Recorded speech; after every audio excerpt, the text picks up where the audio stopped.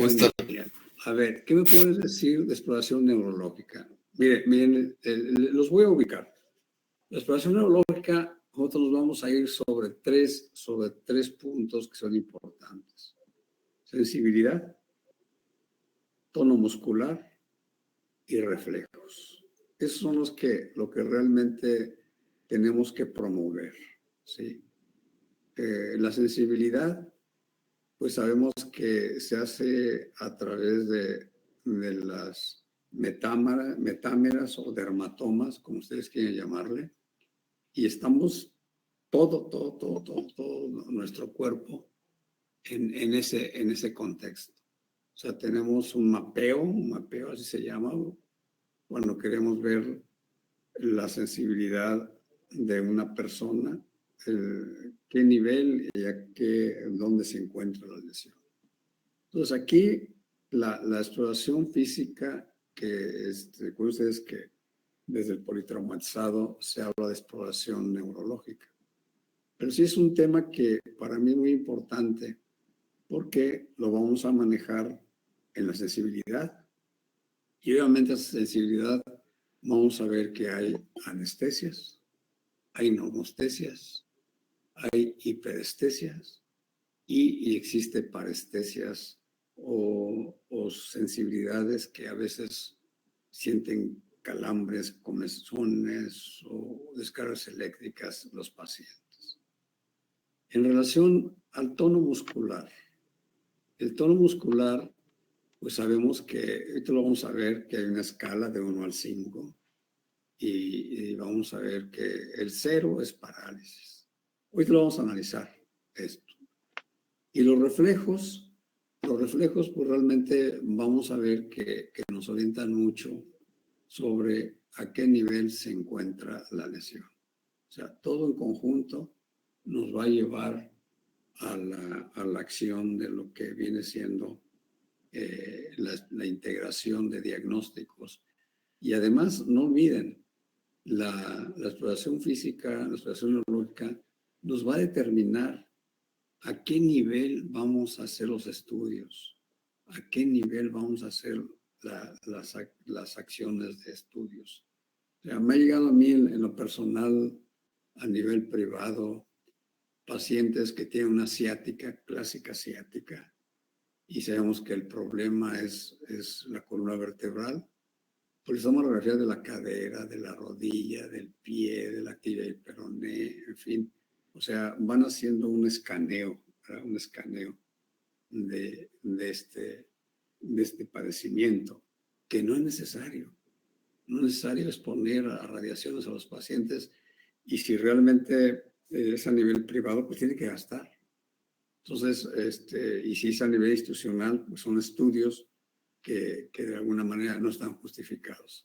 Entonces, es lo que yo quiero meterles a ustedes, la clínica, lo que viene siendo la historia clínica, que nos orienta a ver por dónde está el problema. Nos podemos equivocar, porque es una realidad, pero es menos lo que podemos hacer en un momento dado en la acción del diagnóstico, pronóstico y de tratamiento. Muy bien, Gaitán. Entonces, ya una vez que di un panorama general de lo que... bueno, y también sabemos que en los reflejos hay reflexia, hiporreflexia o hiperreflexia. Eso lo vamos a ver. Y todos estos son parámetros que son importantes en la exploración clínica. A ver, Gaitán, ¿qué instrumentos debes de tener para hacer una excelente exploración neurológica?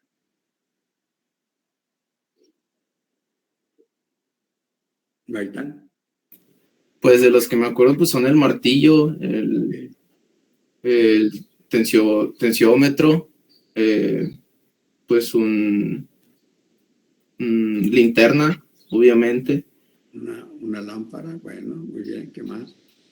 El estetoscopio también, obviamente. Bueno, ¿qué más? Básculas. Bueno, báscula, ¿qué más? A los diapasones también. Sí, diapasones, exactamente. ¿Qué más? Creo que ya son todos los que me acuerdo, doctor. La tabla de Snellen también. Bueno, para el oído. Y también saben que estuche de diagnóstico, no olviden, estuche de diagnóstico. Estuche de diagnóstico. A ver, Jacqueline Guerrero, ¿qué instrumentos necesitamos para realizar una buena exploración neurológica? Pues los que dijo mi compañero, los tensiómetros, la linterna, no sé si entre también el termómetro, algún tipo de báscula, obviamente pues los martillos, el estetoscopio. Muy bien. Bueno. También podríamos agregar el oftalmoscopio. Sí, el oftalmo viene en estuche de diagnóstico. Estuche de diagnóstico, o sea, ahí va a haber el estuche de diagnóstico, va a ser el otoscopio, incluso medir longitudes, ¿verdad? Longitudes de las inferiores, etcétera, etcétera. Entonces, para que vean ustedes que la clínica que ustedes, propedéutica que ustedes llevaron, sigue siendo vigente, o sea, sigue siendo elemental para hacer una buena exploración neurológica. Muy bien. A ver, David Cueto, ¿qué me puedes decir de la exploración neurológica? Sí, doctor. Bueno, la exploración neurológica nos va a ayudar a establecer si existe o no una lesión, una alteración funcional en el sistema nervioso, tanto central como periférico. También, como ya nos mencionaba lo de los dermatomas y eso, pues nos ayuda para señalar cuál es la topografía de esta lesión, en qué parte del sistema nervioso se va a encontrar la alteración, el tallo, la corteza, los nervios periféricos. A ver, Cueto. Dime, Vale. por favor, cuáles son los pares craneales.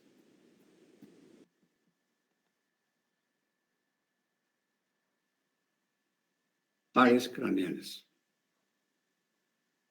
¿Cuáles son los pares craneales? Perdón, es que apagué el micrófono y no podía prenderlo. Sí, doctor. Los pares craneales son el olfatorio, el 1, óptico, 2, motor ocular, 3, el patético, 4, el trigémino, motor ocular, 5, 6, facial, 7, el... A ver, ya, como que ya nos confundimos. Permítame. A ver, Bautista. Pares craneales. Osvaldo. ¿Está? Osvaldo Bautista. Sí, doctor. A ver. ¿Me escucho? Sí, adelante. El 1 es el olfatorio, Sí, el 2 es el óptico, sí, el 3 es el oculomotor, sí, el 4 es el troclear, el 5 el trigémino, sí, el 6 el abducens, el 7 es el facial, el 8 el vestibular, el auditivo. 9... Sí, ¿Mande? sí, el auditivo. 8. ¿Qué más? El 9 el glosofaringio, el 10 el vago, Sí, neumogástrico. el 11 el accesorio y el 12 el hipogloso. Bueno, ¿y el 13? Pues no hay. No hay, claro que no hay. Bueno, entonces aquí lo importante de esto, jóvenes, no debemos olvidar los pares craneales, porque realmente los pares craneales son básicos también de exploración neurológica, ¿sí?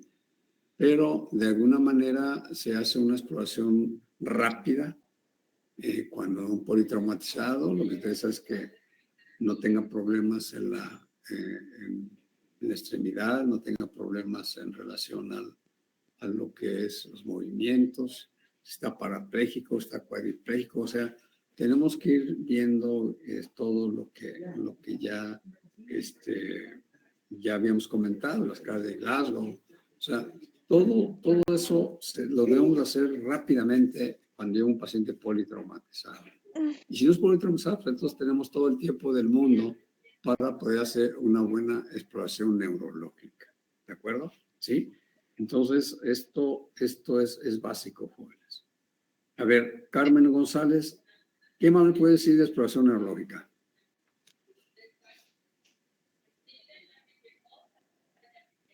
Carmen. Sí, me escucho. Sí, adelante, adelante, Carmen. Sí. Ay, me escucho. Sí, adelante, adelante, Carmen. ¿Sí me escuchan? Sí, adelante, Gloria González. Adelante. Sí. Es que no escucho muy bien. Bueno, a ver, ¿qué pasa? A ver, Israel, Muñoz. Sí, doctor, aquí estoy. Adelante.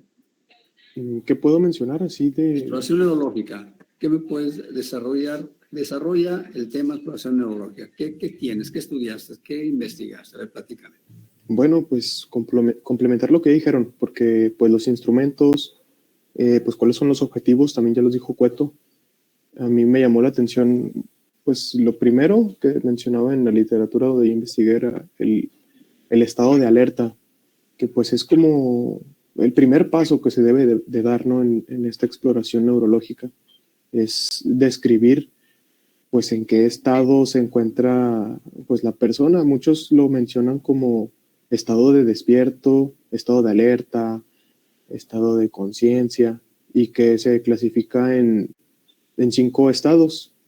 El primero es el estado de alerta, o también se le llama pues estado de despierto, que es cuando pues el paciente tiene los ojos abiertos y es capaz de interactuar y obviamente responde de forma adecuada cuando se le estimula de forma verbal, o sea, cuando le hablas. El segundo estado es el de confusión, que pues también se le llama obnubilación, y es cuando pues el paciente tiene los ojos abiertos y sí es capaz de interactuar, pero tiene su atención como disminuida. Entonces, a pesar de que sí interactúa, no responde como debería, pues cuando se le estimula de forma verbal. El tercer estado de alerta es el de somnolencia, o también se le llama letargo, y es cuando pues el paciente pues tiende a quedarse dormido si no se le estimula. Entonces, pues para alertarlo normalmente basta con hablarle o tocarlo, o sea, moverlo, que sienta él pues presión en la piel. El cuarto estado es el estupor, que es cuando el paciente ya tiene los ojos cerrados y nada más responde cuando se le aplica un estímulo intenso o muy doloroso. Se mencionaban algunas técnicas que se aplicaban, por ejemplo, cuando no se tenían pues muchos objetos a la mano, se agarraba una pluma y se le hacía presión en las uñas. Y el último estado de alerta, pues ya es el coma, es pues el más grave de todos, porque aquí ya pues la persona no tiene ninguna respuesta a los estímulos que se le hagan. Bueno, mira, permíteme, Israel. Todo eso va englobado en la escala de Glasgow. ¿Cuál es la escala de Glasgow? A ver, vamos a hacer un análisis. La escala de Glasgow, ¿qué vas a explorar? Sí, doctor. Pues sí, como lo menciona, pues este estado de alerta se va a incluir en la escala de Glasgow, que es pues una escala que se diseñó para pues clasificar el estado de alerta en los seres humanos, y consta de tres temas principales, o no sé cómo mencionarlo, que es el ocular, el verbal y pues el motor. Aquí se le va a dar un valor dependiendo de la respuesta que se tenga, por así decirlo. Por ejemplo, en el ocular vamos a calcular la apertura que va a tener. Si es espontánea, se le van a dar 4 puntos. Si responde a la voz, pues son 3 puntos, al dolor 2, y si no responde va a ser 1. Y luego en la respuesta verbal vamos a describir si es orientada. Aquí el valor, creo que eran 5 puntos. Y luego, si era inapropiada, no, primero era confusa, si eran 4 puntos, inapropiada 3 puntos, a los sonidos 2 puntos, y pues también si no respondía cuando se le estimula de forma verbal, pues 1 punto. Y el último, pues era la respuesta motora o motriz, que vamos a calificar si obedece. Entonces, cuando sí obedece a lo que nosotros le pedimos, son 6 puntos. Si es capaz de localizar, pues son 5 puntos. Si hace una respuesta motriz retirada, son 4 puntos. Si es capaz de flexionar, solamente 3 puntos. De extender 2 puntos, y pues si no tiene ninguna respuesta, 1 punto. Entonces, dependiendo de la suma de estos valores, va a ser nosotros cómo vamos a identificar a nuestro paciente, qué estado de orientación va a tener. Sí, incluso recuerden ustedes que lo normal son 15 puntos, ¿verdad? Son 15 puntos, sumando todos. Y sobre eso, pues ya un paciente que tiene 9, 8 puntos, pues ya su estado de conciencia, su estado neurológico está comprometido. Esto, acá de Glasgow, está orientado más a los traumatismos cráneoencefálicos, o sea, son traumatismos de la neurona motora central. Y también les quiero decir que en neurología, a mí me encanta la neurología. ¿Por qué? Porque si el paciente tiene afectaciones de la neurona motora central, nos da espasticidad. Si tiene alteraciones de la neurona motora periférica, nos da flacidez. Entonces, sobre esto vamos a ir viendo los aspectos de lo que viene siendo la acción neurológica de nuestros pacientes, ¿de acuerdo? Y entonces, de alguna manera, esto nos orienta mucho sobre el pronóstico de nuestros pacientes, ¿de acuerdo? Muy bien. ¿Qué más me puedes decir, Andrea Nava, sobre la exploración neurológica? ¿Qué más investigaste, Andrea Nava? Platícame. Sí, doctor. Bueno, pues complementando lo que dice mi compañero, podemos hablar sobre las funciones cerebrales superiores, que en estas vamos a explorar lo que es la orientación, el lenguaje, la memoria y el cálculo. En cuanto a orientación, pues primero es la persona, se le pide que diga su nombre completo, luego el lugar y el tiempo. Después, en cuanto al lenguaje, pues primero se evalúa el lenguaje espontáneo. Por ejemplo, se le puede pedir al paciente que describa pues a qué se dedica. Y aquí pues se evalúa si el lenguaje está bien articulado o si algunas palabras no se entienden bien. Si la respuesta es coherente con la pregunta o si tiene una adecuada estructura gramatical. Después la memoria.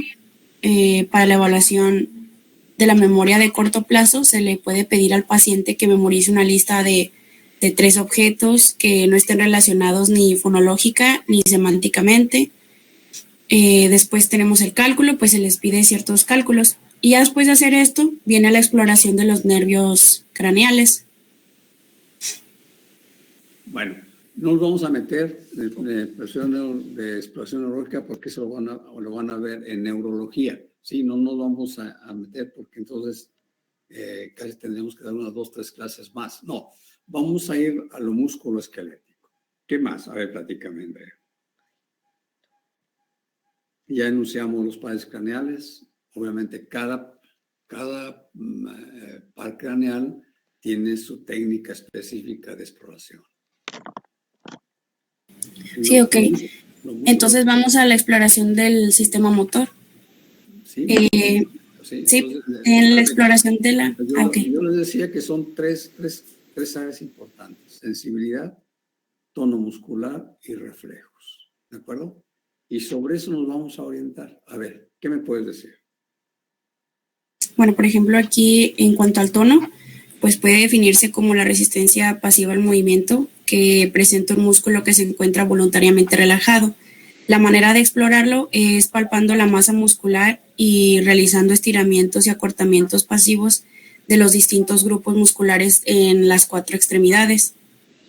Las alteraciones pues pueden implicar aumento o hipertonía, la cual puede presentarse en 3 formas, como es la rigidez, en donde existe limitación durante todo el arco de movimiento, epasticidad, que es un fenómeno dependiente de la velocidad de estiramiento y que este suele ser mayor al inicio del arco de movimiento, presentando después de una disminución, como el fenómeno de navaja de resorte,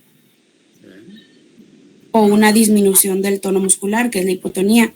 La rigidez suele originarse en una alteración del sistema extrapiramidal. La espasticidad es una alteración de la vía corticoespinal y la hipotonía pues se presenta en lesiones del sistema nervioso periférico. Bueno, recuerdas que existe una escala del 0 al 5. ¿Qué me puede decir de esto? O sea, eso le voy a decir una cosa, ¿por qué? Porque hay una forma de un mapeo que hacemos nosotros, que es el famoso monito de Filadelfia. Y el monito de Filadelfia, ahí es el mapeo de toda la sensibilidad. Ahí se ve la exploración de muscular, o sea, del tono muscular, y ahí se ve también los reflejos. Entonces, seguimos con tono muscular para no salirnos de ahí. El tono muscular, ¿cómo lo vamos a clasificar? ¿Cómo yo puedo decir este músculo está normal o tiene disminución de su función? ¿Qué escala? Ya te lo dije, del 1 al 5. ¿Y a qué se refiere? Recuerdo de una escala que era la escala de Daniels, no sé si sea esa, doctor. Sí. Que el 0 era la ausencia de contracción. La cera es parálisis. 0 es parálisis, ¿de acuerdo? Okay. 0 es parálisis. Muy bien. 1. 1 es una contracción visible o palpable, pero sin un movimiento activo. Así es. 2. Hay un movimiento activo sin vencer la gravedad ni la resistencia. 3. En el 3, pues, es un movimiento activo que vence la gravedad, pero no vence la resistencia. 4. Y el 4, pues, es un movimiento activo en toda su amplitud. Y el 5, pues, es una fuerza normal. Hay un movimiento activo, vence la gravedad y la resistencia. Bueno, entonces, concluyendo. El 0 es parálisis. O sea, nosotros vemos al paciente y no mueve nada, ¿verdad? Es parálisis, es 0. El 1, hay cierta contractura muscular, pero sin que el paciente pueda hacer movimientos. ¿Sí? El 2, hay contractura muscular y cierta movilidad. El 3 es cuando el paciente parcialmente vence la gravedad. ¿Sí? El 4, cuando parcialmente puede vencer la resistencia, nos ponemos resistencia y lo vencemos, es un 4. Y el 5 es normal. Entonces, esto sigue siendo vigente.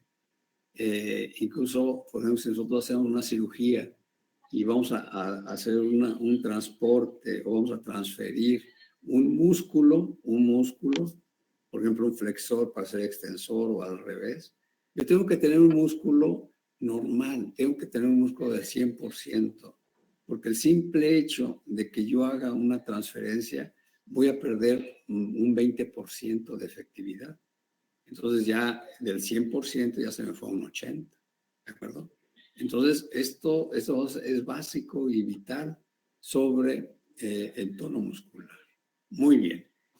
¿Y qué podemos decir de la sensibilidad, Francisco Alvarado? Francisco Alvarado. ¿Está por ahí?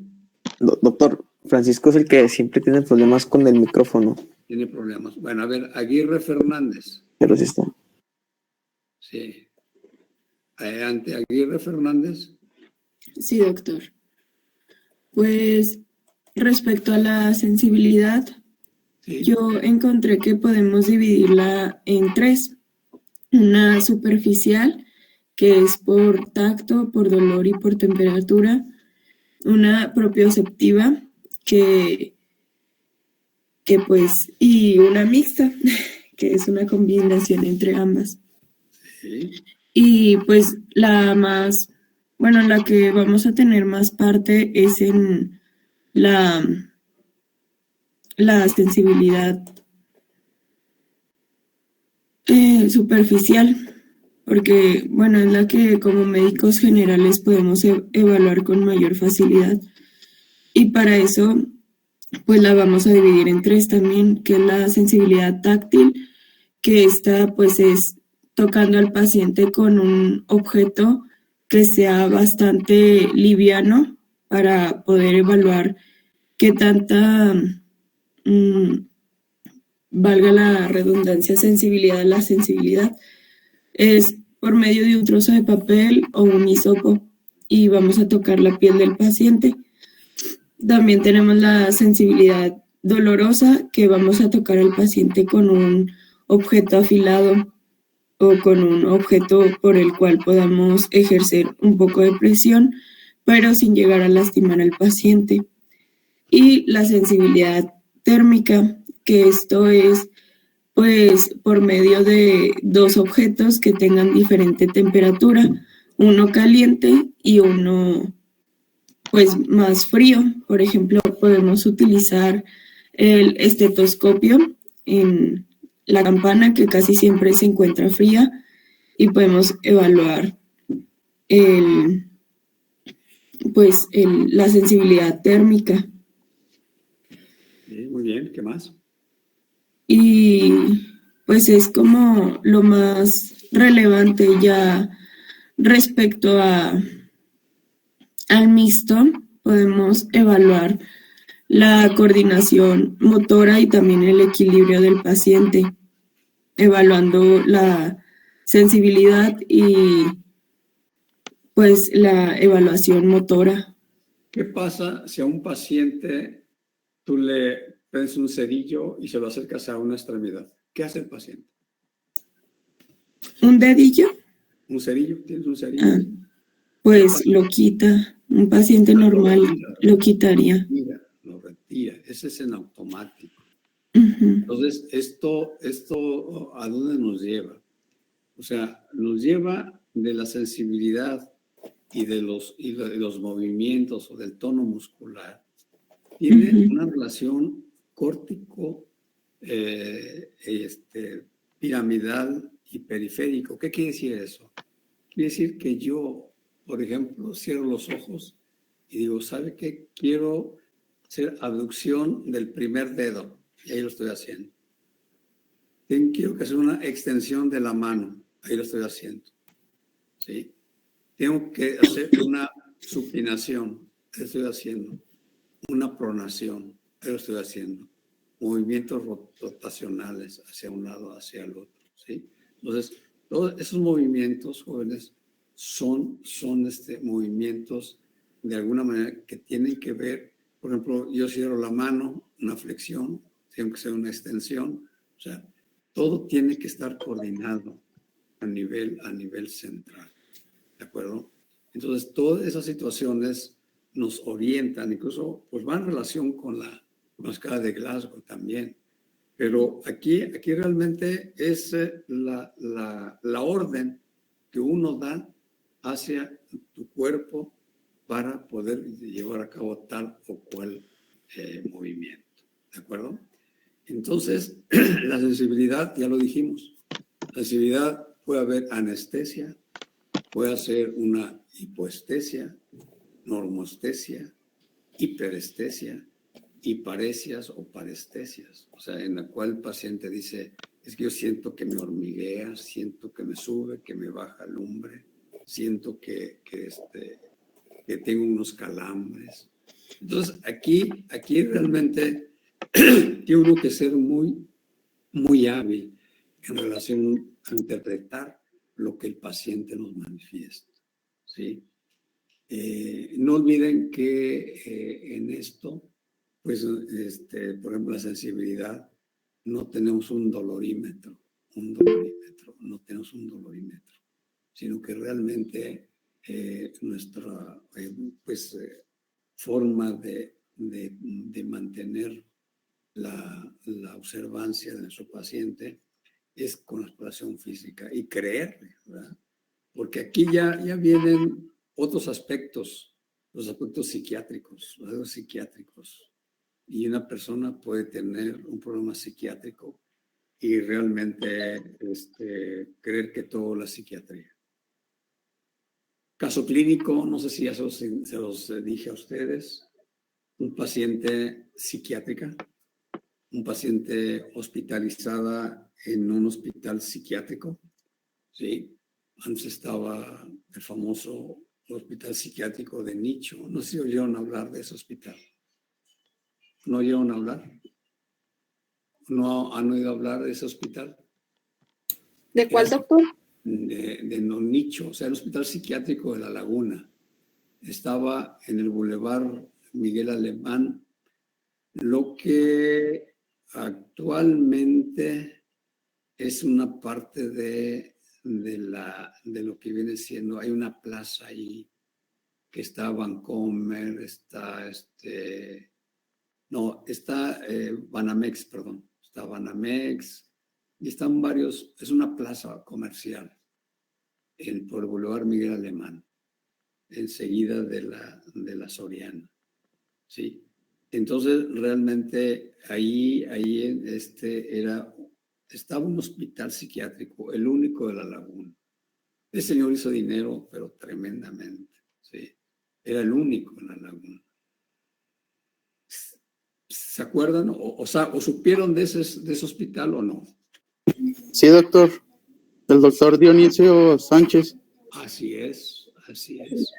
Era el dueño, es el papá de dos psiquiatras, hijos psiquiatras que están aquí en La Laguna. Incluso fueron maestros también de la facultad.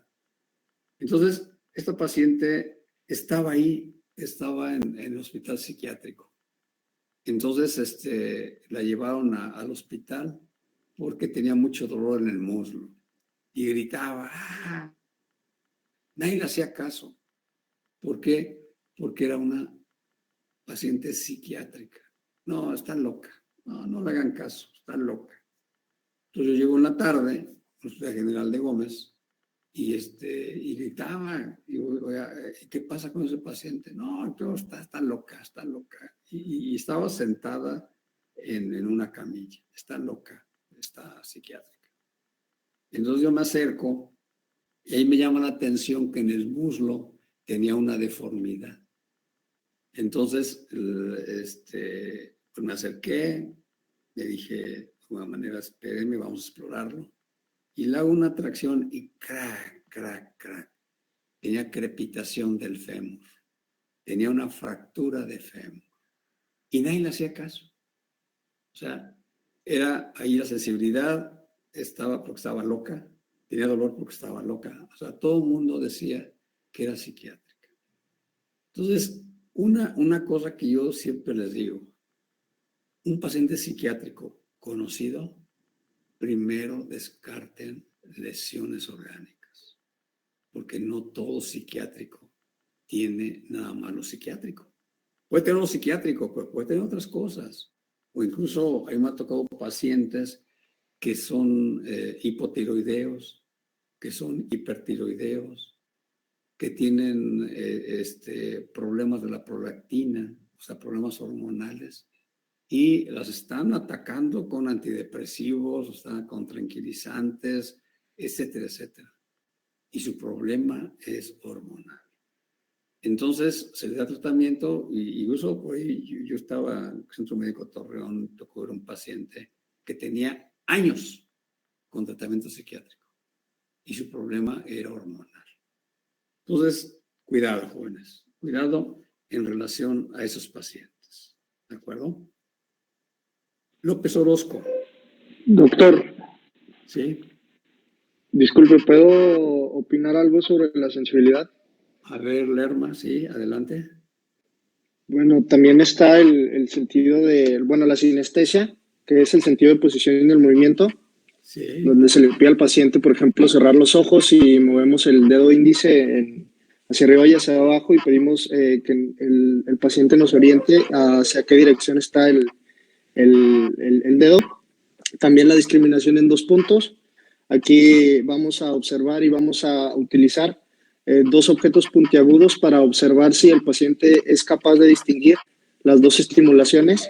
Obviamente tiene que tener entre ellas un margen que es alrededor de menos de 5 milímetros y ir aumentando este margen, o al revés más bien, desde una amplitud grande e ir disminuyendo la amplitud. También está el reconocimiento de la forma, que es la estereognosia, que aquí le pedimos al paciente con los ojos cerrados, le ponemos un objeto en la mano y le pedimos que identifique cuál es la forma y cuál es el objeto. También está el signo de Romberg, que nos ayuda a determinar si tiene una ataxia sensitiva debido a un posible daño en la columna dorsal, en donde el paciente le pedimos cerrar los ojos, está en bipedestación, y vamos a observar que si está dañado el sistema de la columna dorsal, él va a tender tiene tendencia a inclinarse debido a que los ojos es la mejor ayuda del sistema sensitivo y del sistema de la columna dorsal. Sí, o tiene vértigo, ¿verdad? Tiene vértigo. Así es. ¿Qué más? ¿Qué más, Lerma? También la vibración, que se estudia con un diapasón y pues se va a utilizar en una prominencia ósea, perdón. ¿Qué más? Y pues ya lo demás lo mencionaron, estímulos nociceptivos, también térmicos.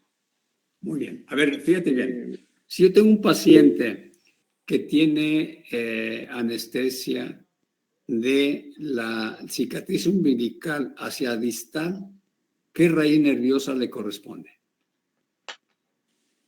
La T10. T10, muy bien, Lerma. Eduardo Álvarez.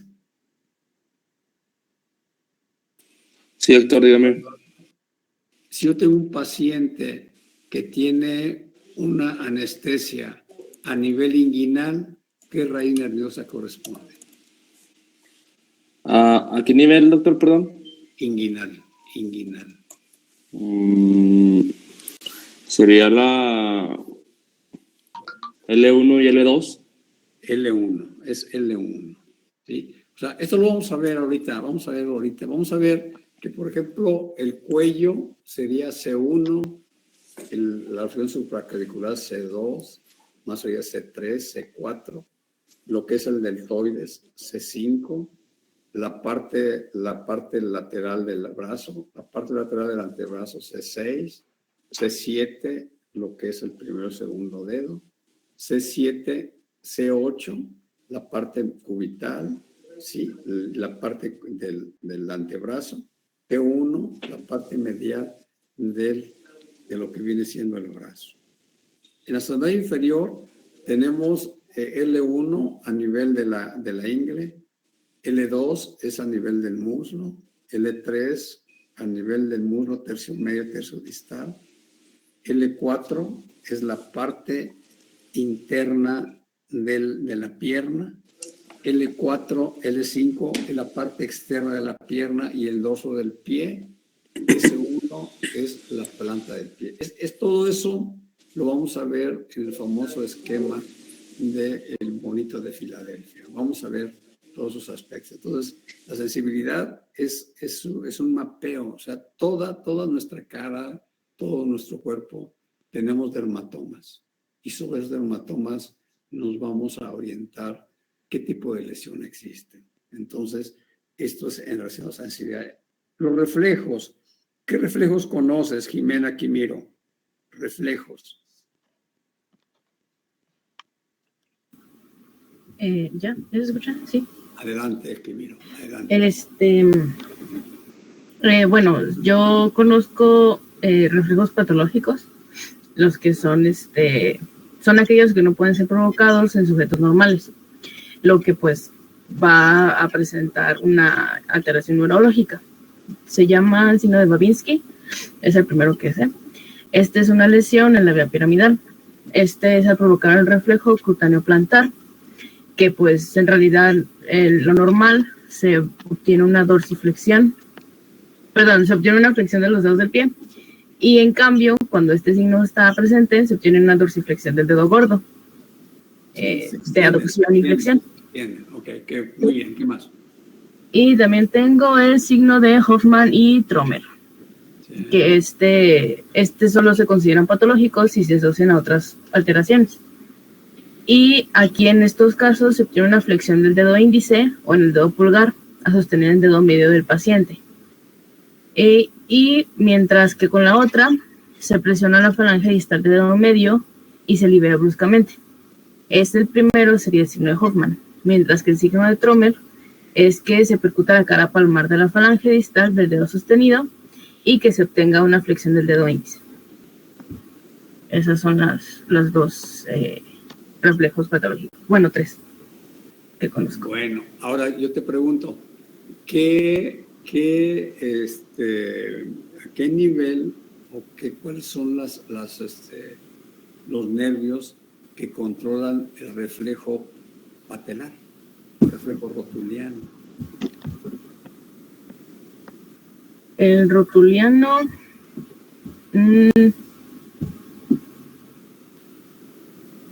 pues es L4. L3, L4. L3, L4, ok. ¿El aquilio? El aquilio es S1. S1. ¿El bicipital? Ay, doc. Bueno. Ese no me acuerdo. Bien, a ver, Cecilia Alvarado. ¿El reflejo bicipital? C5. C5, muy bien. ¿El tríceps, el tricipital? ¿El cuál, perdón? El tríceps, el reflejo tricipital, que es el extensor. El C7. Muy bien. ¿Sabes algunos otros signos o otros reflejos? Pues podría ser el deltoides, el C5. Sí.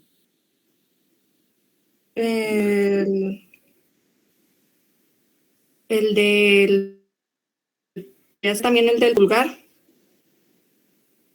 que también es C6. ¿Qué más? El estilo radial. Sí. Que va a ir de C5 y C6 hasta pues el nervio radial. Sí. El aquilio de sacro 1, C1. Sí, S1. Es S1, perdón.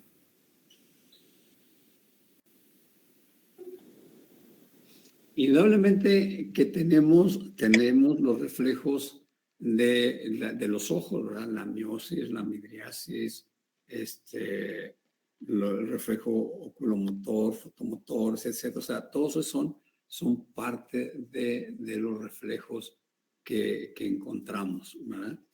Y obviamente la exploración neurológica, pues aquí incluye la exploración del fondo de ojo, la mácula, cómo va a estar la retina, cómo va a estar el fondo de ojo, si hay alguna hemorragia, hemifema, etcétera.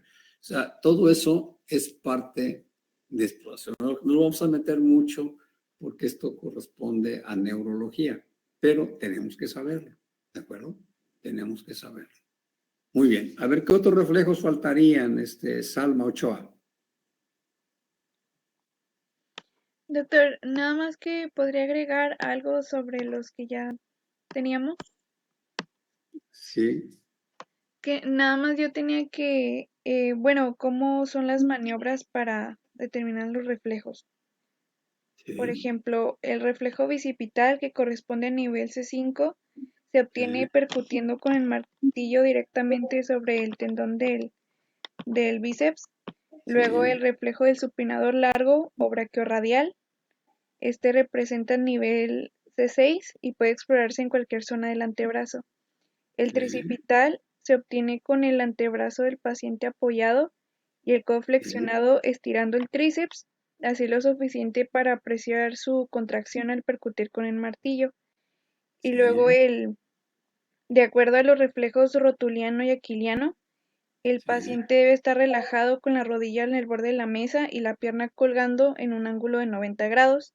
En las personas altas, pues el tendón rotuliano está largo, lateralizado y se debe percutir en esa posición.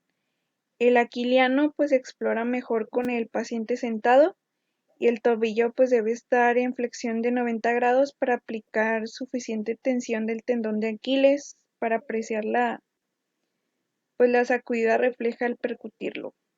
Esos son los que tenía, doctor. Muy bien, muy bien. Lisbeth Borrego, ¿qué más nos faltarían de reflejos? Sí, doctor. Pues, pues los que mencionaba mi compañera en sí en general, pues se hacen en los músculos, pues por ejemplo los que mencionó el bicipital, que en sí pues son los reflejos de estiramiento muscular. Esto pues también se recomienda que el paciente esté relajado o lo mantengamos relajado, ya que pues si le decimos va a estar pues concentrado en lo que vamos a hacer nosotros y quizás no se lleve a cabo bien pues la maniobra. Sí. Tenemos pues los que mencionaba mi compañera Kimiro y pues también tenemos los que usted mencionaba en el ojo, que pues en sí aquí se evalúan 3 nervios juntos, lo que es el 2, el 4 y el 6. Y pues ahí evaluamos cuando, por ejemplo, acercamos un objeto al ojo, que era cerca de la parte corneal, pues que el ojo pues sí, se cierre, por así decirlo. También tenemos que ver que esto pues se presente se evalúa tanto de un ojo como del otro. También respecto a la pupila, se mencionaba aquí que pues se hace con una luz tanto directamente al ojo como otra que es perpendicular a la oreja. Sí. Y aquí se evalúa tanto que en uno se produzca pues la dilatación como pues también en el otro ojo. Y pues eso es más o menos de lo que creo que faltaba mencionar. Doctor. Muy bien. Sí. Sí, puedo agregar otros 2. Me había faltado el reflejo anal y el reflejo bulbocavernoso. También lo había visto. Muy bien, muy bien, muy bien, muy bien. A ver, ¿cuál sería el bulbo cavernoso? Salma Ochoa. ¿Cuál es el bulbo cavernoso? Bueno, yo había leído que es para describir el tono del esfínter anal y la sensibilidad perianal, y dice que aquí pues es al traccionar en una sonda de Foley o la compresión del glande estimula la contracción del esfínter anal. Entonces, la recuperación de este reflejo pues implica que ha desaparecido el shock medular, habitualmente dentro de las 48 horas, después de un traumatismo raquídeo. O que tenga un shock medular, ¿verdad? Un shock medular. Entonces sería el bulbo cavernoso. Muy bien, muy bien. A ver, Salomón Flores, ¿cuál sería el reflejo cremasteriano? Salomón. ¿El reflejo qué, perdón, doctor? No le entendí. Cremasteriano. ¿Cremasteriano? Ah, ok.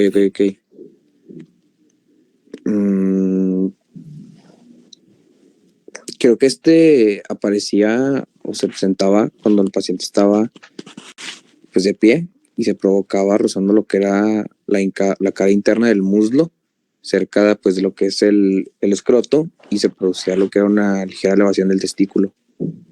Hay un ascenso de lo que viene siendo el escroto.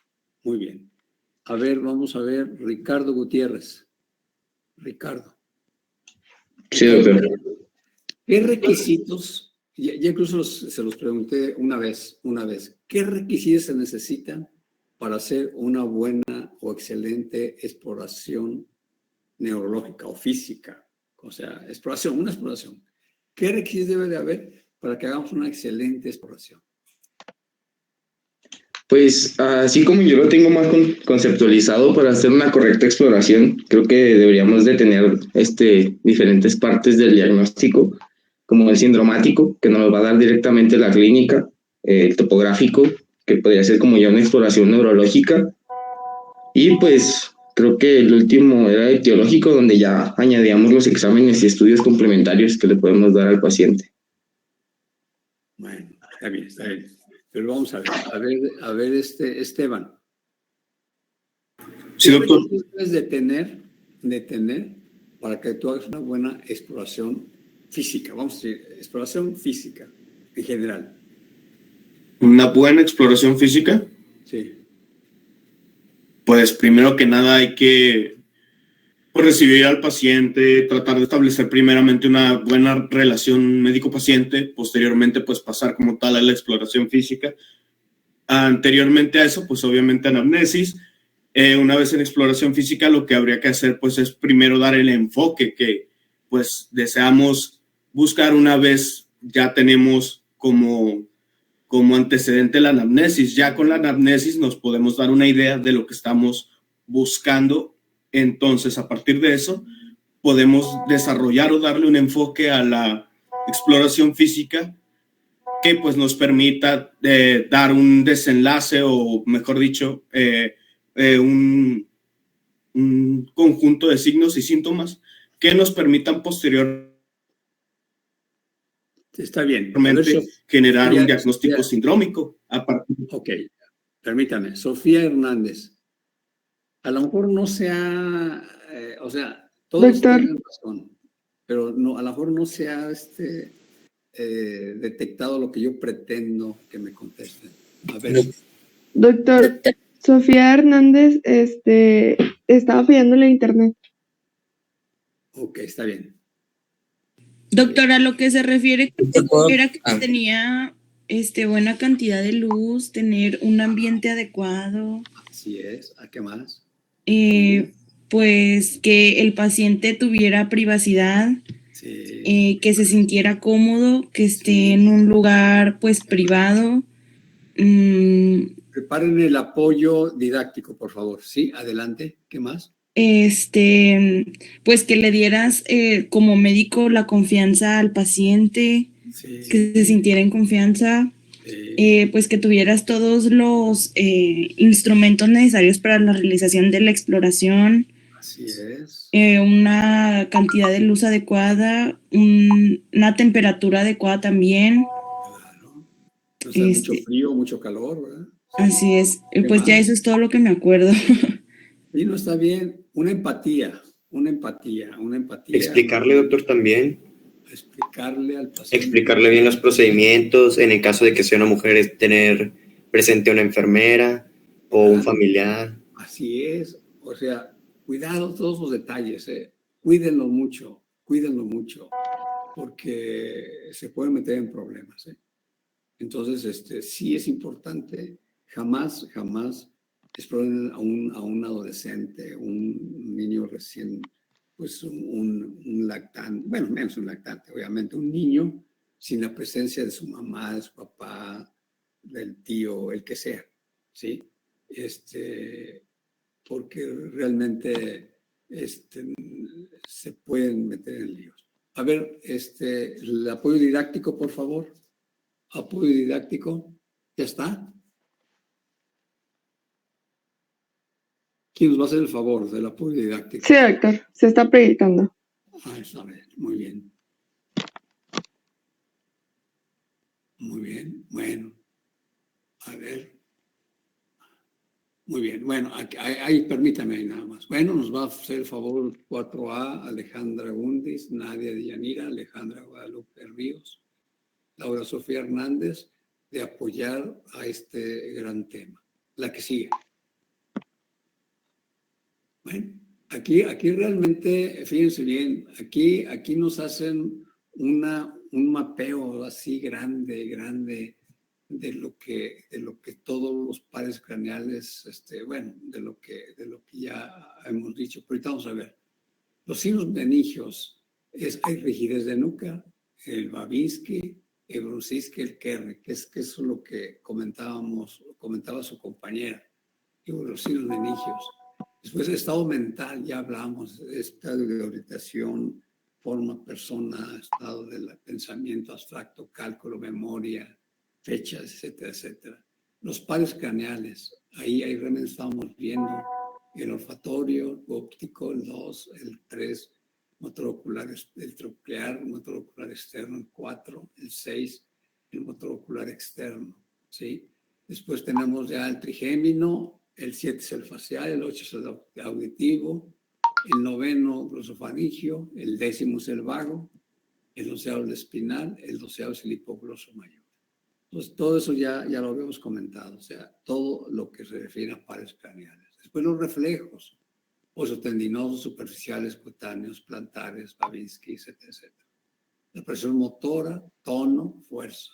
Sensitiva, tacto, temperatura, el romber.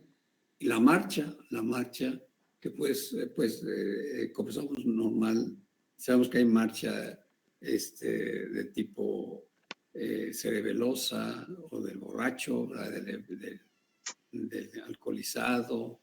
Hay marcha que en un momento hace el zigzag, hay marcha propulsiva, que comienza a caminar el paciente y no se para hasta que topa con algo. Entonces, todo eso nos puede dar tipo de una marcha claudicante, por ejemplo. Entonces, si nosotros observamos un paciente desde que entra al consultorio, pues estamos dando una idea de lo que viene siendo su exploración neurológica. Y obviamente es parte importante, es el complemento de lo que nosotros estamos haciendo a un paciente, y son los conocimientos neuroanatómicos y neurofisiológicos, que es de vital importancia. Muy bien, excelente esta primera figura. ¿La que sigue? Propósitos: establecer o no una lesión, una alteración funcional, la topografía y apoyar con la naturaleza etiológica de la lesión. ¿La que sigue? Bueno, exploración de estado de alerta, ya lo vimos, despierto, con nubilación, hay somnolencia, hay estupor o coma, ¿verdad? Entonces esto ya es sumamente grave, que es parte del Glasgow. ¿Lo que sigue? Función cerebral superior, orientación, lugar, tiempo, forma, lenguaje, espontáneo, repetición, nuevamente comprensión. Y obviamente todo eso nos damos cuenta las condiciones en que está el paciente. ¿La que sigue? Memoria, corto plazo, a ver qué día es el día de hoy, que es miércoles, es jueves, es martes, qué fecha, qué año, ¿verdad? Hijos, cuántos tiene, sus nombres. O sea, todo eso se lo podemos hacer en un mediano plazo. O sea, hay gente que en mediano y largo plazo no les tocan ese punto, porque se acuerda hasta de Pancho Villa, Francisco I. Madero, la Revolución, etcétera, etcétera. ¿De acuerdo? Entonces, eso da buen pronóstico. Esto, pues, nos orienta mucho su estado de memoria. El cálculo, ¿verdad? Si puedes tener en ocasiones respuestas 2 más 2, 4, etcétera. ¿La que sigue? Exploración de nervios canal. ¿La que sigue? Bueno, eso lo vamos a pasar. ¿La que sigue? ¿La que sigue? ¿La que sigue? ¿La que sigue? ¿La que sigue? ¿La que sigue? ¿La que sigue? ¿La que sigue? ¿La que sigue? Bueno, 3, 4 y 6 ya lo dijimos. ¿La que sigue? Motilidad física del ojo, la que sigue.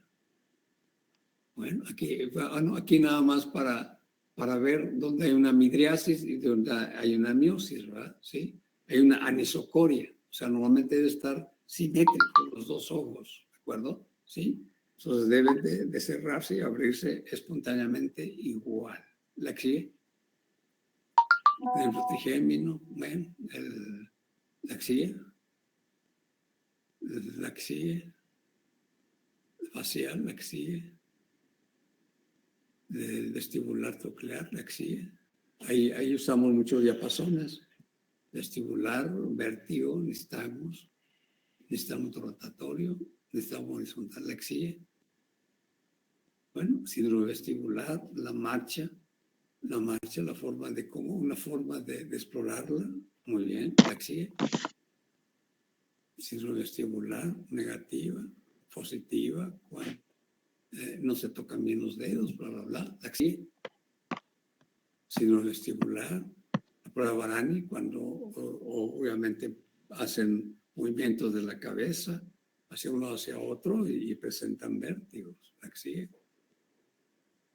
¿Sí? El vago, el esofaringio, la que sigue. Accesorio, el espinal, esternocleidomastoideo, el trapecio, para ver los movimientos del cuello, la que sigue. La que es nervio hipogloso, moverse las direcciones del paciente sobre cómo puede mover la lengua, ¿verdad? Va sobre la lengua. Adelante, la que sigue. Exploración del sistema motor. Trofismo. Raíz de inspección, será el último que termine. El músculo posee una configuración normal, se encuentra demasiado pequeño. O sea, el trofismo es en relación a lo que puede tener un paciente, ¿verdad? En relación a lo que es volumen, ¿verdad? Incluso ahí podemos tener un bíceps muy delgado, un bíceps muy aumentado, y por eso ahí es donde vamos a ver si hay una hipotrofia o una hipertrofia, ¿verdad? A eso se refiere. También vemos tono muscular, ver la masa muscular cómo está, la que sigue. Fuerza muscular, es lo que comentábamos. Fuerza muscular, hay ausencia, hay contracción visible, movimiento activo que vence a la gravedad, pero la resistencia, movimiento activo con amplitud y la resistencia moderada, o sea, parcialmente moderada. Y la 5 es una fuerza normal que tiene movimiento, contractura, contrarresistencia y contra la gravedad. Es un músculo normal. La que sigue. Bueno, exploración del sistema motor. Aquí estamos viendo ya los reflejos, el bíceps, lado izquierdo, el tríceps, el patelar abajo y el aquilio abajo del lado derecho. ¿La que sigue? Bueno, aquí tenemos la exploración del sistema motor, reflejos patológicos. Ya está el normal en la cual tenemos una flexión de los dedos del pie, e incluso hacemos un roce, y ese es al revés, pues el Babinski clásico, ¿verdad? El signo de Hoffman y de Troner, que es la presencia de que le apretamos el dedo pulgar. Bueno, ahí apretamos el dedo medio y vemos cómo se mueve el pulgar. El signo de Hoffman y de Troner. ¿Sigue? Bueno, reflejos 5 y 6, bicipital. El 5 y T4, pectoral. El reflejo estilo radial del C6, C6, C8, el primer dedo, C8, 6, 6 y 8, reflejo en la muñeca. El 7, el bicipital. C8, T1, reflejo de flexores de los dedos. L2, L4, reflejo aductor, o sea, al extremidad inferior. L3, L4, el patelar, y S1, el aquí, ya lo habíamos dicho. ¿Sigue? Bueno, sensibilidad, ver sensibilidad táctil, sensibilidad dolorosa, obviamente con una aguja. ¿La que sigue? Bueno, ahí tenemos sensibilidad somática, ¿verdad? Donde se emplean objetos que tengan diferentes temperaturas para ver si está frío, está caliente. Sensibilidad térmica, la que sigue. Eso es lo que les comentaba. Es el famoso monito de Filadelfia, ¿sí? Todas nuestras partes, todo nuestro organismo tiene un dermatoma y tiene una parte sensible que está controlado a nivel central. Ahí vemos a nivel del cuello C2, C3, a nivel arriba de la clavícula C4, la porción lateral del deltoides es C5, parte lateral del brazo y del antebrazo C6, la parte medial de la mano, o la más bien lateral, que es desde el segundo, parte del tercero, segundo y primer dedo. C7, C8 es la parte cubital, ¿sí? La parte cubital del cuarto, quinto dedo, y lo que viene siendo el antebrazo, ¿sí? El T1 o D1 es la parte medial del brazo. Y ya posteriormente, pues tenemos todo lo que viene siendo las regiones costales, ¿verdad? Desde la 1, la 2, la 3, la 4, corresponden a las costillas, y es la parte posterior también del cuerpo, donde el C6 es la parte de la posterior, la C7 es la parte posterior también del brazo, y la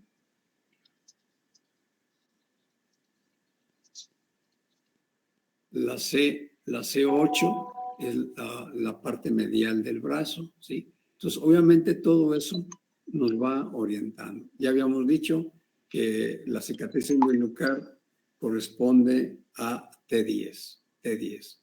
A nivel inguinal es L1, a nivel del tercio medio proximal del muslo es L2, L3 es la parte distal, L4 es la parte anterior de la rótula y parte medial de la pierna, L5 es la parte lateral de la pierna hasta la parte dorsal del pie, y S1 obviamente la parte posterior.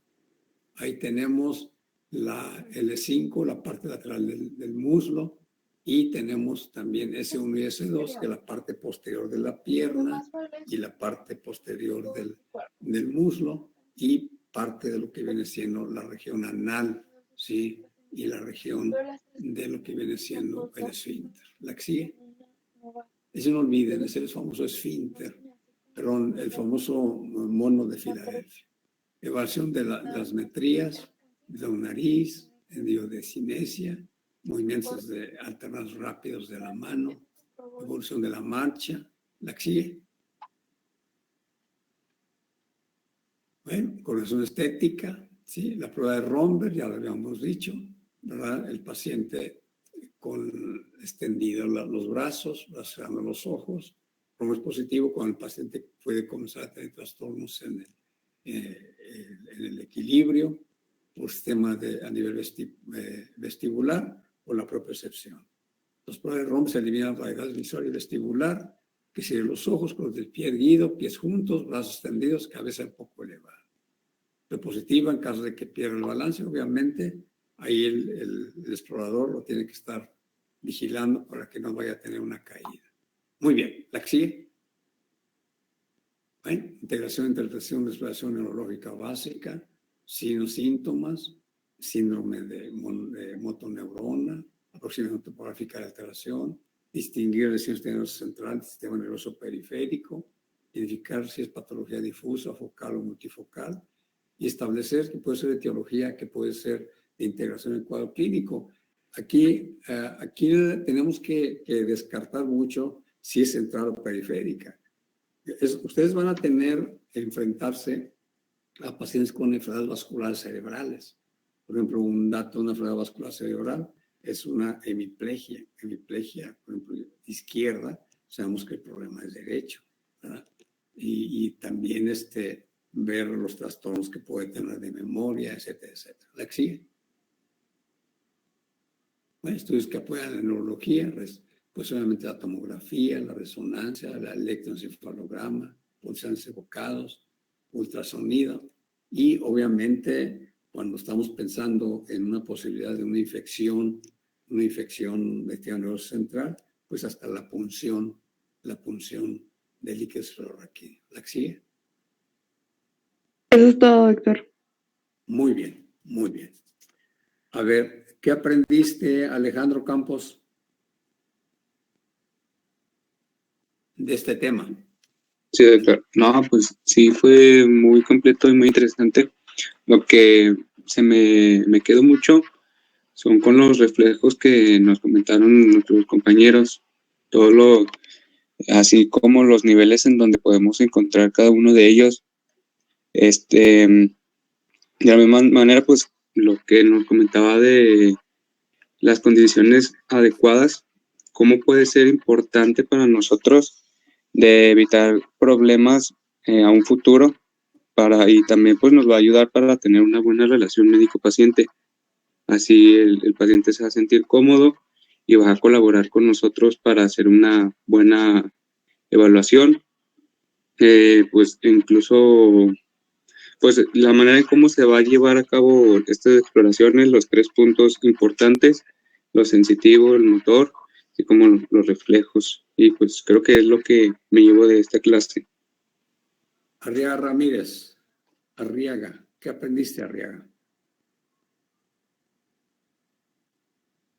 Sí, doctor, pues que realizar una exploración neurológica, pues es de gran importancia saber cómo realizarla, ya que pues nos va a ayudar a una correcta detección y el diagnóstico de enfermedades, pues en el sistema nervioso de alguna lesión, que pues hay que explorar tanto como son los pares craneales, como también incluir pues la exploración motora, sensitiva, los reflejos, el estado mental del paciente, pues también lo que va a ser una marcha correcta, pues del paciente. ¿Qué más podría agregar? Que pues hay que tomar en cuenta también pues las funciones cerebrales del paciente, tanto su orientación, la manera en la que habla, la memoria. Pues sí, creo que en sí eso. Carlos Cortés, ¿qué aprendiste hoy, Carlos? ¿Sí me escucho, doctor? Sí, adelante. Bueno, que como nos mencionó en un principio, el enfoque tenía que ser sobre la sensibilidad, el tono muscular y los reflejos. También la importancia de lo que debemos de tener para realizar una buena exploración neurológica, como es el estudio de diagnóstico, el martillo de reflejos, diapasón, la cinta métrica, la linterna, muy importante para ver los reflejos fotomotor, consensual en los ojos, y pues el oftalmoscopio, ¿no?, para observar el fondo de ojo. También lo que nos mencionó sobre la escala para evaluar el tono muscular, donde un nivel de 0 pues tenemos una parálisis, y a nivel de 5 pues es normal, ¿no? Y ahí tenemos los niveles de 1 a 4 donde ya tenemos diferentes alteraciones musculares. Y pues la importancia de la escala de Glasgow, muy utilizada cuando pues llegan pacientes politraumatizados al área de urgencias para evaluar su nivel de conciencia y así determinar cuánta es la gravedad de estos pacientes, ¿no? Y también lo de la neurona motora alta, que nos puede dar una espasticidad, y la neurona motora baja, que nos puede dar una parálisis flácida. Muy bien. Karen, ¿qué aprendiste, Karen? Anaí Juárez. Sí, doctor. Bueno, pues ya en conclusión, además de lo que ya mencionaron mis compañeros, que fueron pues las técnicas, los instrumentos que vamos a utilizar y todo esto, pues yo creo que esta exploración va a ser una herramienta que es fundamental no nada más para los médicos especialistas, sino para los médicos generales. Y pues realizarla de manera correcta nos va a permitir identificar pues las posibles alteraciones del sistema nervioso para poder darle al paciente pues un tratamiento y además darle diagnósticos complementarios o poder como mandarlo a un nivel de especialidad pues más alto, de acuerdo a lo que necesite el paciente. Hay algo que no hemos comentado, pero también es importante: otorragia. ¿Qué es otorragia? ¿Qué es otorragia, Andrea? ¿Qué es otorragia? Andrea, ¿está? Andrea Nava. Sí, doctor, disculpe, no lo escuché. ¿Qué es otorragia?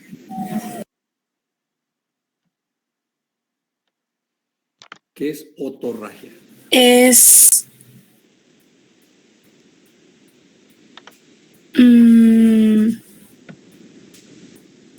un sangrado por uno o ambos oídos. Claro, es un sangrado de oídos. Un paciente politraumatizados y tiene también craneoencefálico, tiene otorragia, cuidado. Ahí probablemente puede tener una fractura de la base del cráneo. Y si además tiene salida de líquido cefalorraquídeo por fosas nasales, cuidado. Ya ahí estamos pensando que el etmoides o algo más al fondo hay algún problema, ¿de acuerdo? Entonces, todo eso, jóvenes, tengan mucho cuidado en relación a la exploración neurológica. Muy bien. Jesús Gómez. Jesús Gómez. Jesús. Jesús Doctor, Gómez. Jesús también estaba teniendo unos problemas con el internet. Bueno, a ver, Guillermo. Guillermo Gómez. ¿Son primos? No, ¿verdad? No. No. A ver, Guillermo. ¿Qué pasó, Guillermo? Platícame. La pregunta es, ¿qué es un traumatismo raquimedular? ¿Qué es un traumatismo raquimedular? Traumatismo raquimedular. Sí, y sus palabras te lo van diciendo, ¿no? Pues cualquier tipo de traumatismo o daño en cualquier segmento de la médula espinal. Sí, o sea, un traumatismo raqui es columna vertebral, medular, o sea, quiere decir que puede haber unas alteraciones en los componentes de la columna vertebral, o sea, tanto a nivel óseo como de partes blandas. Es un traumatismo raquimedular, ¿de acuerdo? Entonces, a eso se refiere, en que realmente estemos nosotros viendo todos esos aspectos, ¿de acuerdo? Traumatismo raquimedular. Ok. ¿Qué más me puede decir Ana Lidia Hernández de traumatismo raquimedular? Bueno, como definición, pues es el nombre que se le da al grupo de lesiones de distintas estructuras, por ejemplo, osteoligamentosas, cartilaginosas, musculares, vasculares, meninges, radiculares y medulares, de lo que es la columna vertebral en cualquiera de sus distintos niveles. Y pues ya seguiría la etiología. ¿La mencionó? A ver, teología, adelante. Bueno, mencionaba que la mayor parte de estos pacientes provienen de accidentes de tránsito o accidentes laborales o deportivos por traumatismos múltiples, ya sea craneales, torácicos, pélvicos. Estos pueden estar relacionados por lesiones por arma de fuego, por caídas de más de 4 metros, también lesiones por explosiones, y creo que sería todo, caídas por violencia, por accidentes, etcétera. ¿Vieron la pelea de Caleb y Canelo? ¿La vieron? Sí, doctor. ¿Qué le pareció, doctor? No. Ahí salió con un traumatismo craneoencefálico, Caleb. O sea, el Canelo pega como patada de mula, o sea, pega muy fuerte. Y cuando lo tumbó la primera vez, ¿cómo se levantó? Caleb. O sea, todo desorientado, todo con que te daba vuelta todo, ¿verdad? Si se lo dejan, lo mata, Lo mata. Incluso tengo entendido que por sola preventiva, y obviamente pues a esos niveles se juega mucho dinero, demasiado dinero, y Caleb es bueno, es buen peleador. Entonces, batalló el Canelo para poderlo vencer, pero realmente a lo que yo voy es que tuvieron que llevarlo a un hospital para hacerle, pues por lo menos una tomografía o una resonancia, por lo menos, ¿sí? De cráneo, porque fueron golpes tremendos que recibió en la cabeza y en la cara. ¿De acuerdo? Muy bien. A ver, Carlos Reina, ¿me puedes decir algo más de etiología? Sí, también decía que las zonas más afectadas eran la cervical baja, la unión cervicotorácica y la unión dorsolumbar. Y pues es exactamente todo lo que dijo ya mi compañera, por accidentes automovilísticos, caídas, violencia, accidentes deportivos, y pues en sí son todas las etiologías más comunes. Bueno, muy bien. A ver, Alexa Ornelas, ¿qué me puede decir de la fisiopatología de lo que viene siendo traumatismos raquimedulares? ¿Qué pasa? ¿Qué sucede? O sea, que eso es lo más importante de este tema. ¿Qué sucede? Y que ustedes tienen que tener esa orientación clínica de un paciente con un traumatismo raquimedular? Pues aquí se puede, bueno, las lesiones a nivel de aquí de la columna vertebral pueden comprometer la estabilidad y poner en riesgo las estructuras neuronales, ¿no? La médula espinal. Y bueno, una lesión aquí a nivel de la médula espinal nos va a afectar a la conducción tanto sensorial y motora, dependiendo del sitio de la lesión. Entonces, pues aquí es importante aquí examinar lo que son los dermatomas y los miotomas para determinar, pues como ya vimos, los segmentos medulares que van a estar afectados. Todo es correcto lo que tú me dices, pero métete a la columna vertebral. Recuerden ustedes que hay un contenido. ¿Cuál es el contenido en la columna vertebral? ¿Cuál es el contenido? ¿Cuál es el contenido? La médula espinal. La médula espinal. ¿Y cuál es el continente?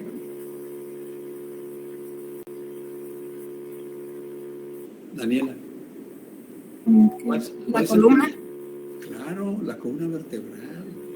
O sea, jóvenes, el sistema óseo, ya lo dijimos desde un principio, el sistema óseo es un sistema de protección. Cráneo, sí es nada más, todo lo que protege el sistema óseo. El tórax, lo que protege el sistema óseo. ¿De acuerdo? Entonces, si no, ya eso se había dicho, si no tuviéramos sistema óseo, seríamos unos amebomas, ¿de acuerdo? Seríamos gelatinas, ¿sí?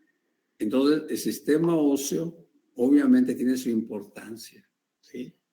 Y yo lo que les he dicho entre broma y broma a compañeros, yo vivo del hueso, pero no político. Yo vivo del hueso del sistema óseo, ¿de acuerdo? Porque de ahí vienen fracturas y toda la patología que hemos visto, ¿de acuerdo? Bendito sistema óseo, en lo personal, ¿verdad? Claro, no queremos fracturarnos, ¿verdad? Mucho menos. Tenemos que atendernos. Y eso es lo que estoy haciendo hacia ustedes, que puedan tener una atención de calidad, ¿de acuerdo? A ver, Isel Madrid, ¿qué me puede decir de la fisiopatología? ¿Qué pasa? ¿Qué sucede? ¿Qué sucede allá adentro? Que esto es lo más importante del tema. Que ustedes sepan que si un traumatismo raquimedular me puede estar destruyendo la médula, me puede estar destruyendo pares cardiales, me puede estar destruyendo nervios, me puede estar destruyendo, y que realmente eso es lo que debe quedar como parte importante. En traumatismos, en politraumatizados, ahí se especificó cuello. Es lo primero que debes de proteger, el cuello. ¿Por qué? Por traumatismo raquimedular. A lo mejor no lo tuvo en forma importante, pero a lo mejor sí, y entonces no sabemos el mecanismo de la lesión cómo fue. Entonces, es lo que yo quiero meteros en ustedes, esa inquietud de que realmente se observen, tengan la idea de qué está pasando ahí en esa columna vertebral. ¿Qué está sucediendo? A ver, Michelle Salmerón. Michelle. Perdón, doctor, es que no le pude escuchar muy bien, es que afuera estaba un camión de gas. ¿Qué pasa en lo que pasa el traumatismo raquimedular? ¿Qué sucede? Pues en estos traumatismos puede haber lesiones medulares y pues al tener lesión medular pues tenemos también pues una falta de movilidad, por ejemplo, bueno, dependiendo de dónde sea la lesión, ¿verdad?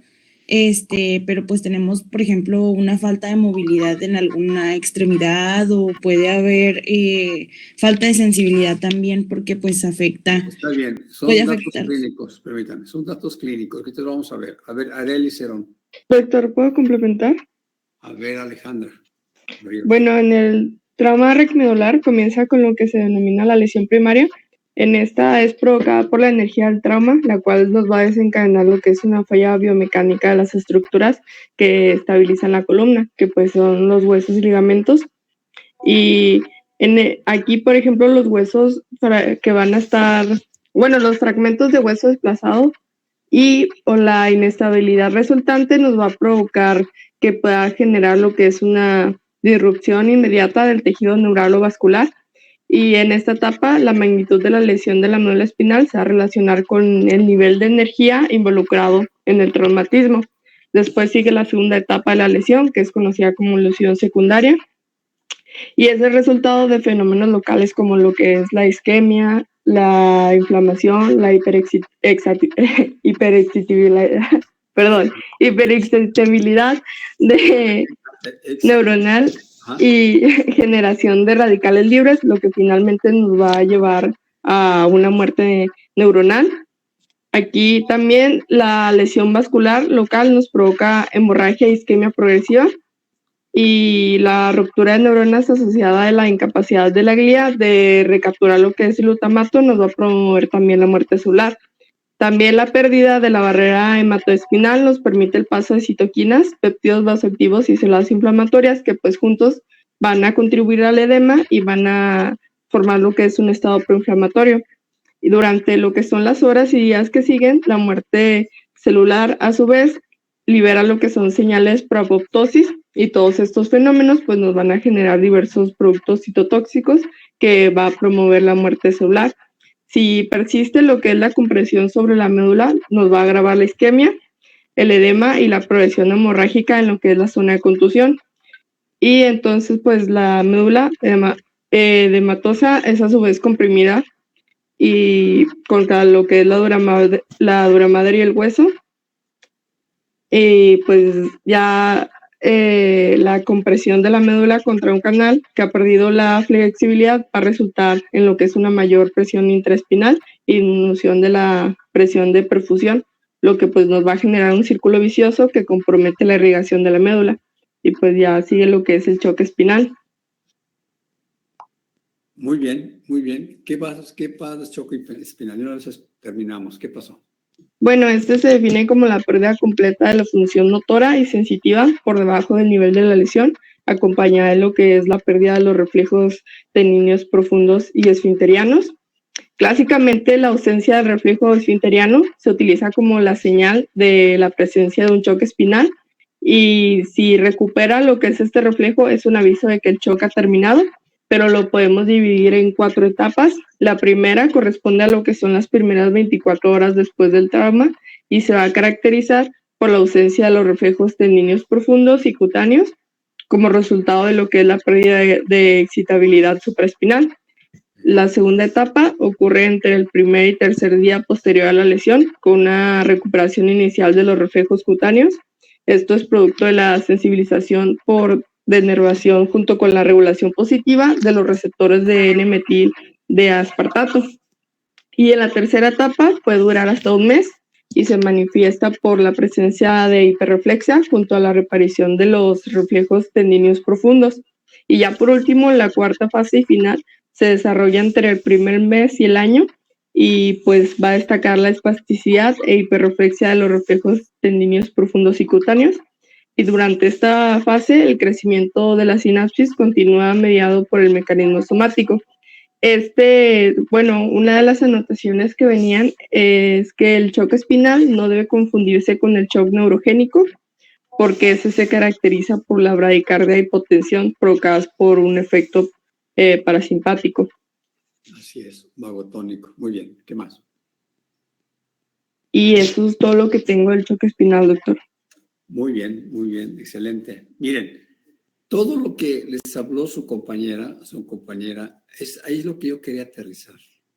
Que realmente ustedes se dieron cuenta o que analizaran de que no nada más, ahorita vamos a ver otro concepto que es importante, que se llama estabilidad.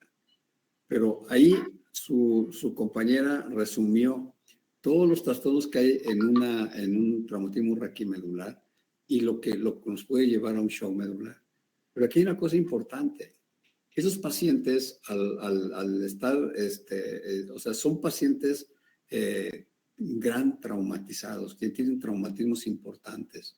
A lo mejor no lleva mucho a un politraumatizado, pero tiene problemas ahí. Te vamos a decir por qué. También dentro de la fisiopatología va a haber un aumento de bradiquininas, va a haber de histamina, serotonina, va a haber también un aumento de la acción adrenocortical, o sea, va a haber un aumento de los corticosteroides. Entonces, esos pacientes en la etapa aguda pueden tener datos de hiperglicemia incluso. Entonces, el paciente es diabético, no, nunca ha sido diabético. Entonces, glucosa de 150 o de 200. Entonces, ahí nos está diciendo que se está defendiendo, el paciente se está defendiendo de esa agresión que está recibiendo de la parte externa, ¿sí? Entonces, lleva a cabo todos los mecanismos de defensa para poder subsistir. Obviamente, la hipoxia, la anoxia, el gran problema de hemorragia, o sea, por toda esa gran fisiopatología, el paciente, dentro de su atención, pues debemos estar quietos, o sea, no vamos a poder a caminar ni a correr, no, es la estabilización. Y ahorita vamos a ver ese concepto. A ver, vamos a ver, Sofía Enríquez, ¿está? ¿Sofía? Sí, doctor. Sofía. A ver, ¿qué es estabilidad? ¿Cómo puedes definir esa palabra de estabilidad? ¿Qué es estabilidad? Pues mantener un equilibrio. Es un equilibrio. Bueno. A ver, Deyanira Martínez, ¿qué es estabilidad? Pues sería la capacidad que va a tener, bueno, en este caso el cuerpo o pues algún elemento de una estructura para tener el mismo, pues, la misma posición y no moverse. La misma posición. A ver, Chavarría Arriaga, ¿para ti qué es la palabra cuando dices estabilidad o inestabilidad? ¿Qué luego te llega a la mente cuando hablamos de estabilidad? Doctor, a ella le estaba fallando el internet. ¿A quién? A Chavarría Arriaga. A Chavarría. Bueno. A ver, Piedad Martínez, ¿qué es estabilidad? ¿Qué es la palabra estabilidad? Pues es la capacidad que se tiene pues para mantenerse, o sea, tener un equilibrio de pues que te puedan pues recibir tú una acción, pero que tú te puedas mantener estático. Y pues es lo que yo diría sobre eso. A ver, Fernanda Ortiz Diana. Ahora Pues, sí, dime qué es estabilidad o inestabilidad en la columna vertebral.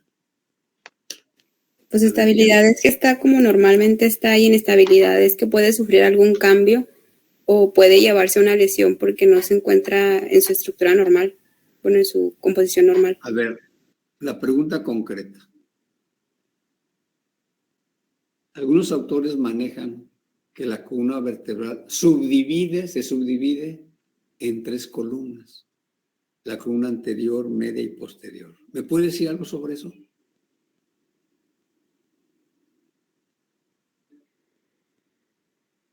No, la verdad, no me acuerdo, doctor. No te acuerdas. ¿Puedo? Raúl Sánchez, ¿quién eres? ¿Quién eres? Meraz. A ver, Meraz, a ver. Bueno, pues se puede dividir en 3, como menciona la columna, y esto va a ser por las funciones que van a llevar a cabo. Sí. La posterior va a ser funciones sensitivas, como la ubicación consciente e inconsciente del músculo en el entorno. La anterior va a ser del funcionamiento motor, que tanto inconsciente como consciente, donde se va a ver reflejado el manejo motriz del aparato locomotor, así como los reflejos osteotendinosos. Y la parte media podría ser llamado también la parte autónoma o vegetativa, y es donde van a ser centros de interneuronas, donde vamos a tener las conexiones de lo sensitivo y lo motor. Está bien, está bien. O sea, tienes el concepto funcional, ¿verdad? Pero hay una división de 3 columnas. A ver, Fernanda Peña. Está bien lo que tú dices, pero vamos a ver en lo anatómico. Vamos a ver en lo anatómico de la columna vertebral. Sí, doctor, ¿sí me escuchó? Según Dennis, es una clasificación según Dennis, así se llama. A ver. ¿Sí me escuchó? Sí, adelante. Bueno, yo tenía que la columna anterior es la que abarca el ligamento vertebral común anterior, junto con la porción anterior del disco y del cuerpo vertebral. No sé si es lo que está buscando. Sí, adelante, ¿Sí? adelante. La columna media incluye el ligamento longitudinal posterior, la porción posterior del disco y del cuerpo vertebral. Y la columna posterior comprende el arco óseo posterior, el complejo ligamentario posterior y las cápsulas facetarias. Bueno, entonces ahí dividimos la columna. Esto para mí es importante según Dennis, ¿sí? Porque la columna anterior es el ligamento vertebral común anterior hasta la parte media o un poco atrás del cuerpo vertebral. Todo eso es lo que viene siendo la línea, la columna vertebral común, la columna anterior. La columna media es de esa parte, va haciendo lo que viene siendo el ligamento vertebral común posterior y el canal medular. Ahí va la columna media, ¿sí? Y la columna posterior es la parte posterior, el arco posterior de la columna vertebral. Entonces, aquí hay un principio que dice, cuando un paciente tenga lesionado 2 o más columnas, es una columna inestable. Entonces, ¿qué quiere decir eso? Quiere decir que realmente aquí lo importante es que ustedes tengan este concepto. Este concepto para mí es básico, básico que lo vean. ¿Sí ven el pizarrón? Sí, doctor. Sí, doctor. Bueno, entonces fíjense bien, si yo tengo, ¿sí?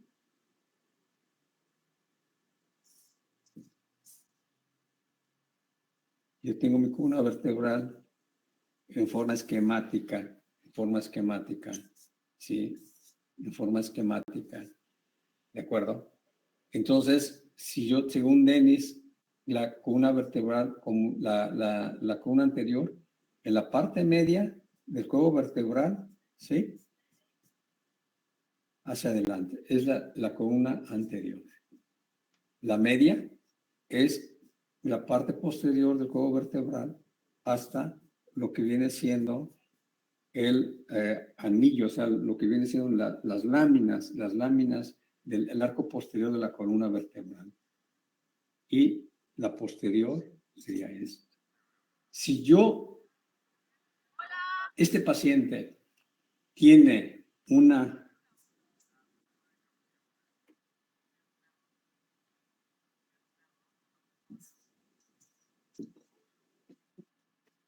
¿ahí ven ustedes?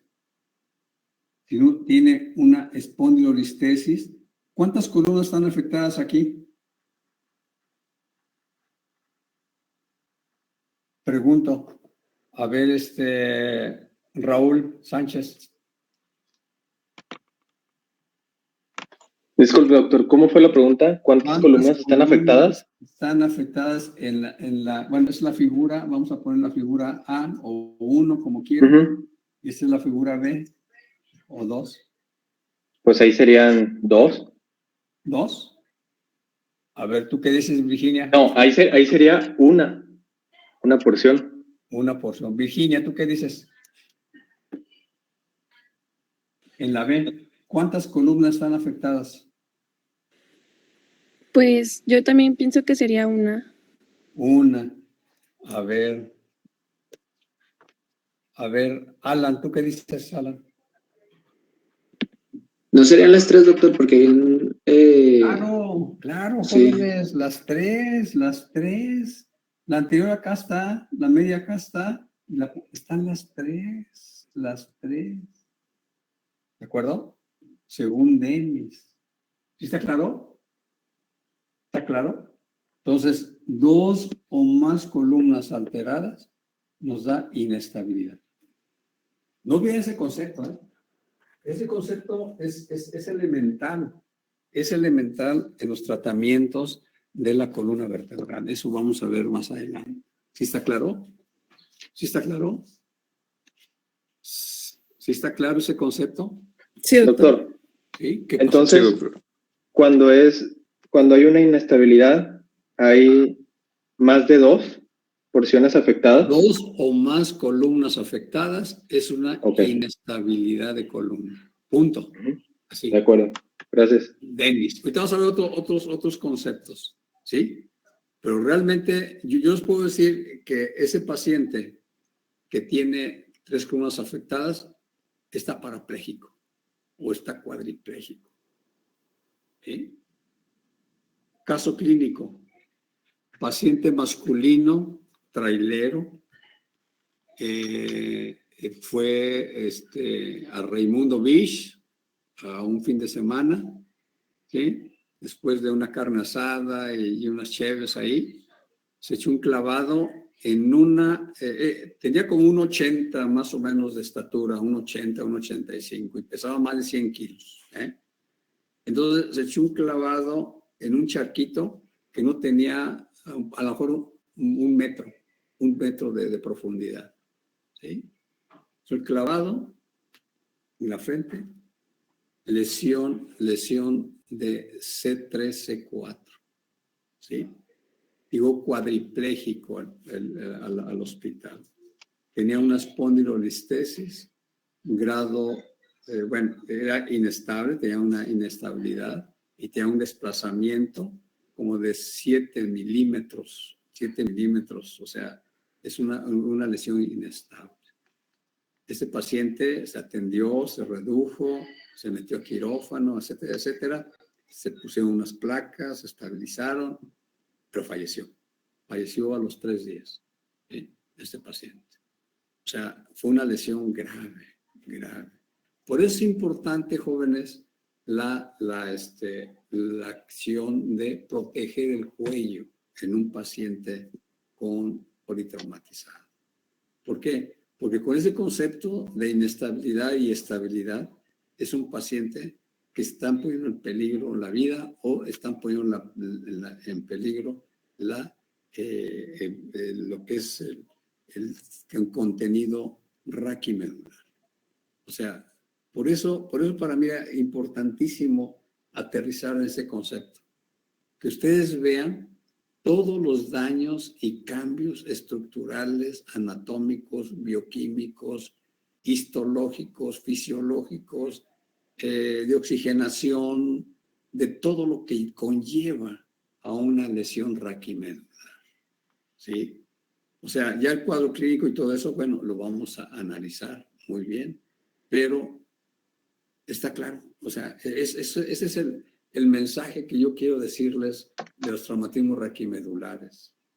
Que cuando llega un paciente con un traumatismo raquimedular, se metan así mentalmente a su médula, a su columna, a ver qué está pasando y todo lo que está sucediendo. Y eso es lo que da el buen pronóstico o el mal pronóstico. Hoy vamos a ver los cuidados que tenemos que hacer en un paciente con un traumatismo raquimedular. ¿Sí? ¿Sí? ¿Alguna pregunta? ¿Alguna pregunta? ¿Sí está claro? ¿Está claro, jóvenes? Sí, doctor. Juan José Lerma, ¿qué opinas?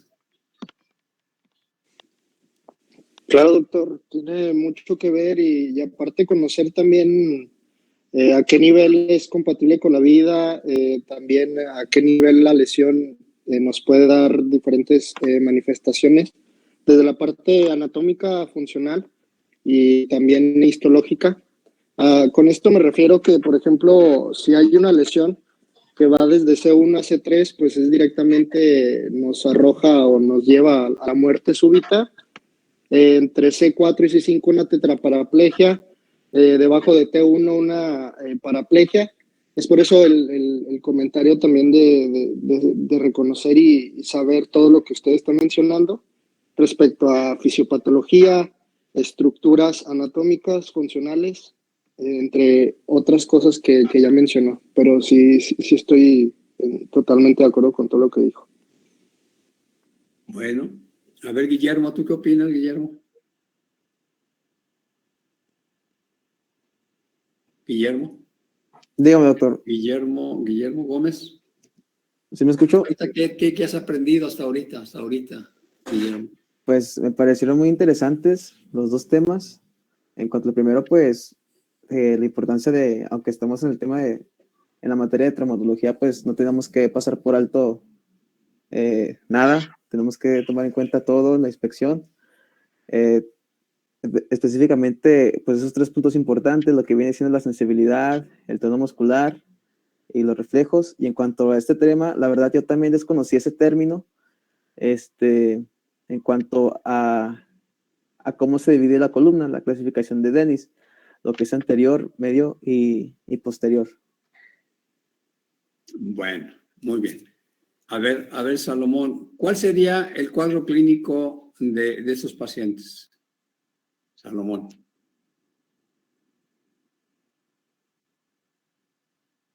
Salomón Flores. Doctor, a Salomón le estaba fallando el internet. Salomón. A ver, David Gaitán, ¿está? David. Sí, doctor, aquí estoy. ¿Qué preguntó? ¿Los datos clínicos? Sí, cuadro clínico. Sí, pues se van a interrumpir las vías nerviosas, como ya vimos, y se van a poner en actividad automática los segmentos infralesionales en las zonas inferiores y van a quedar desconectados los centros superiores y va a producir el automatismo. También pues vamos a ver paraplegia flácida, como ya nos mencionó, doctor. No hay un tono muscular, arrefléxica y anestesia. También un shock medular que puede durar entre 24 y varias semanas por debajo del nivel lesional. La paraplegia se va a hacer espástica e hiperfléxica y el trofismo muscular distal también. Vamos a poder ver también úlceras por decúbito en sacro y talones. Y pues también tenemos alteraciones vegetativas, las cuales pueden ser pérdida de sudoración infralesional, vasoparálisis simpática, ausencia de una respuesta vasomotora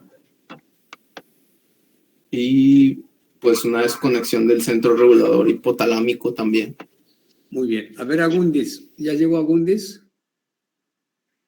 Ya, doctor. Sí, ya aquí estoy. A ver, Agundis. ¿Me puede decir que hay un concepto que ahorita vamos a ver que se llama Asia? Asia. Es una clasificación de los traumatismos raquimedulares, se llama Asia. Asia quiere decir Asociación Internacional, ¿sí? Injury Spine. O sea, Asociación Internacional de Lesiones de la Columna Vertebral. Es lo que quiere decir Asia. Asia. ¿Podrías tener el concepto ese de Asia?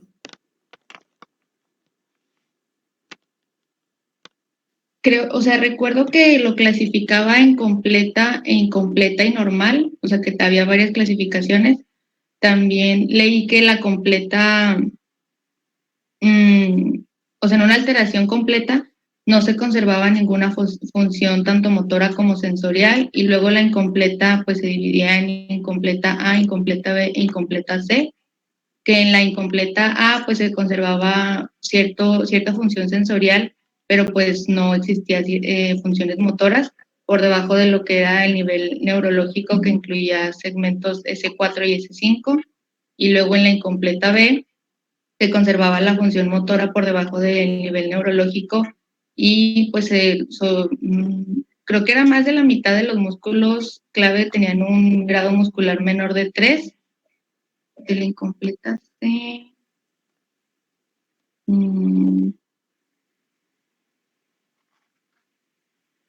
No recuerdo de la incompleta C, y pues en la normal las funciones sensoriales y motoras estaban pues normales. Bueno, a ver, vamos a ver, Cueto, ¿tienes algún concepto de esa clasificación de ASIA, Asociación Internacional Injury Spine, o sea, lesiones de la médula espinal? Asociación Internacional Injury Spine. O sea, espina, ¿no? Pues sí tengo lo de, me parece que es la preservación de la función sensitiva, es la ausencia de función motora y sensitiva de los segmentos sacros, preservación de la función sensitiva por debajo de S4, S5.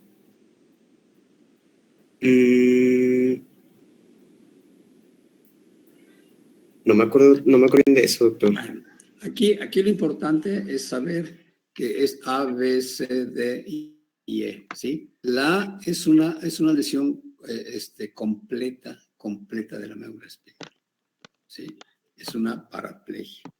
La B, puede haber una hemisección o puede tener una lesión parcial. La C, hay una lesión sensitiva, ¿sí? Sensitiva y parcialmente motor. La D es una lesión motora y la parcialmente motora. Y la E es un paciente normal. ¿De acuerdo? Bueno, esa es el Congreso todavía sigue manejando mucho esa clasificación. Existen en algunos lugares, o sea, uno de los problemas que tenemos nosotros a nivel mundial son las paraplegias, ¿sí? Las cuadriplegias. Doctor. Sí. Disculpe, ¿puede volver a repetir lo de la A y B? Es que eso no alcanzo a escuchar. A, B, C, D y E. ¿Sí? La A es cuadriplegia, o sea, una lesión total, ¿sí? La B es una lesión parcial digamos, a nivel de inferior de la lesión. La C es una lesión sensitiva, parcial y motora completa. La D es una lesión parcial, motora, y la E es una lesión normal, un paciente normal, la E.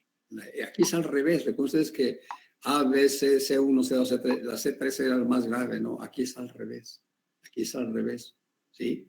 La A es la más grave y la E es un paciente normal. Lo vamos a describir bien, ¿sí? Debe de venir ya cuando veamos el análisis del tema.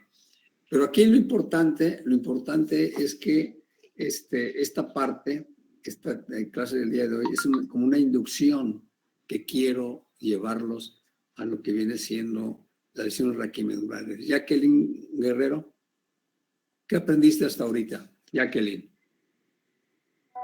Pues aprendí sobre todo la importancia de la historia clínica y de saber manejar al paciente que tiene un traumatismo medular, que es muy importante y que no muchos lo hacen.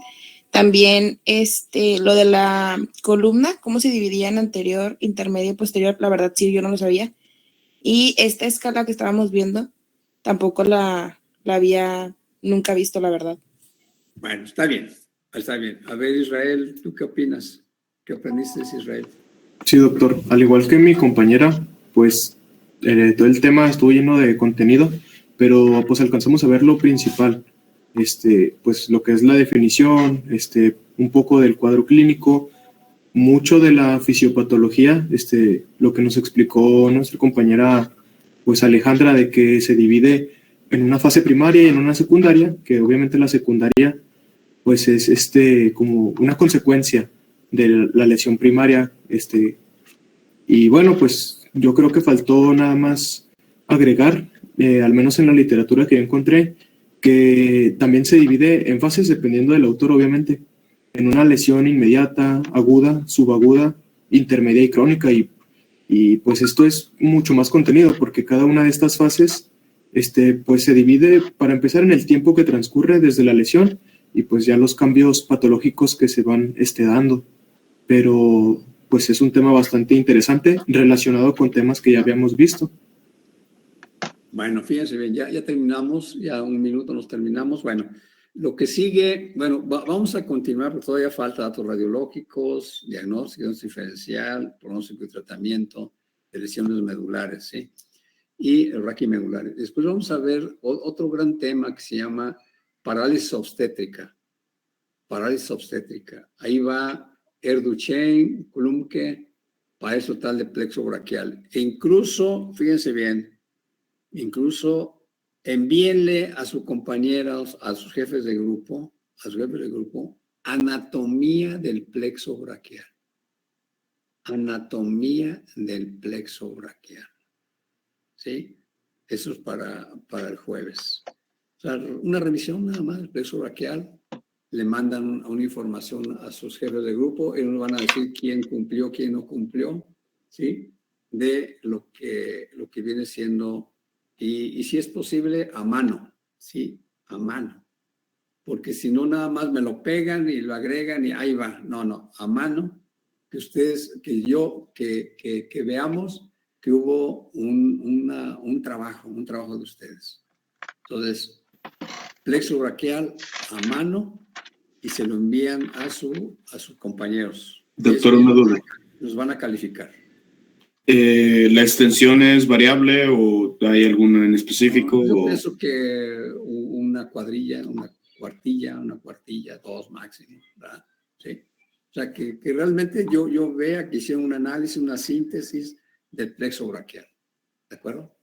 Muy bien, muchas gracias. A ver, ¿los jefes de grupo están enterados? Sí, doctor. ¿Están enterados?